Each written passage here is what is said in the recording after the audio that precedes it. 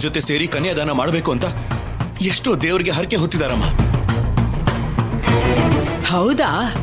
ಅದೇ ನಿಜ ಆದ್ರೆ ಈ ಮದ್ವೆ ನಡಿಬಾರ್ದು ಅಂತ ಮನೆ ಹತ್ರ ಯಾಕೋ ಹಠ ಮಾಡ್ತಿದ್ಲು. ಅಯ್ಯೋ ಅಜ್ಜಿ, ಆಗ ಶೌರ್ಯನ ಅಪಾರ್ಥ ಮಾಡ್ಕೊಂಡು ಹಾಗೆ ಹೇಳಿದ್ಲು. ಆದ್ರೆ ಶೌರ್ಯ ಒಳ್ಳೆಯವನು ಅಂತ ಗೊತ್ತಾದ್ಮೇಲೆ ಪ್ರತಿ ಕ್ಷಣ ಅವ್ರ ಮದುವೆ ಬಗ್ಗೆನೇ ಯೋಚನೆ ಮಾಡ್ತಿದ್ದಾರೆ. ನನ್ನ ನಂಬಿ. ಈ ತರ ತರಲೆ ಮಾತುಗಳು ಬಾಯಿಗೆ ಬಂದಂಗೆಲ್ಲ ಮಾತಾಡಿದ್ರೆ ಹೇಗೋ ನಂಬೋದು.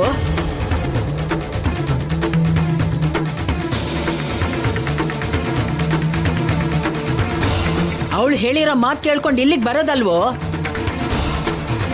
ನೀನೇ ಹೋಗಿ ಜಾನಕಿಗೆ ಹೇಳು, ರಾಜಿ ಮುಹೂರ್ತದವರೆಗೂ ಬರದೆ ಹೋದ್ರೆ ನಿಲ್ಲೋದು ಮದ್ವೆ ಅಲ್ಲ, ನನ್ ಮಗನ ಉಸಿರು ಅಂತ.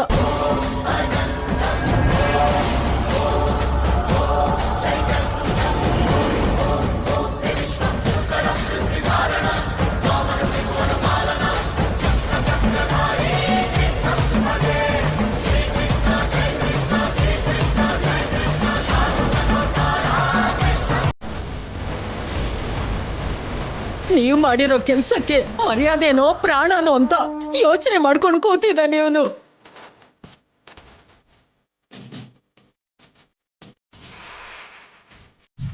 ಮದುವೆ ನಡೆದ್ರೆ ಮನೆಗೆ, ನಡೀದೇ ಇದ್ರೆ ಸ್ಮಶಾನಕ್ಕೆ ಅಂತ ಹೇಳ್ತಿದ್ದಾನೆ.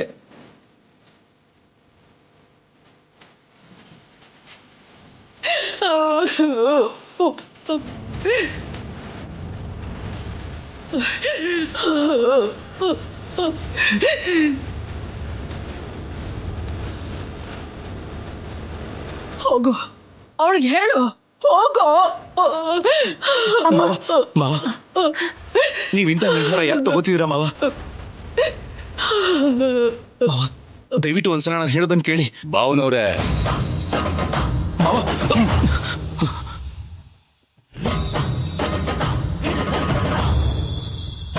ಈ ಮಂಟಪದಲ್ಲಿ ರಕ್ತ ನನ್ನ ಕೈಗೆ ಅಂಟ್ಕೊಳ್ದಿರೋ ಹಾಗೆ ಮಾಡೋದೇ ಒಳ್ಳೇದು ಅಂತ ಹೇಳಿ.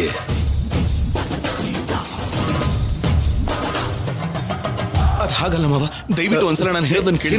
ಮಾವ, ಒಂದ್ ನಿಮಿಷ, ಬಾಯಿ ಕಡೆ. ಅದ್ ಹಾಗಲ್ಲ, ಹಂಗೆ ಹೇಳ್ಬಾರ್ದು. ನಾನು ಹೇಳೋದು ಕೇಳಿ. ನನ್ನ ಮಾತುಗಳು ಬಾಯಿ ಕಡೆ. ನಾನು ಹೇಳ್ತೀನಿ. ಅಪ್ಪ, ಒಂದ್ ನಿಮಿಷ, ಬಾ ನೀನು, ಬಾ ಅಂದ್ರೆ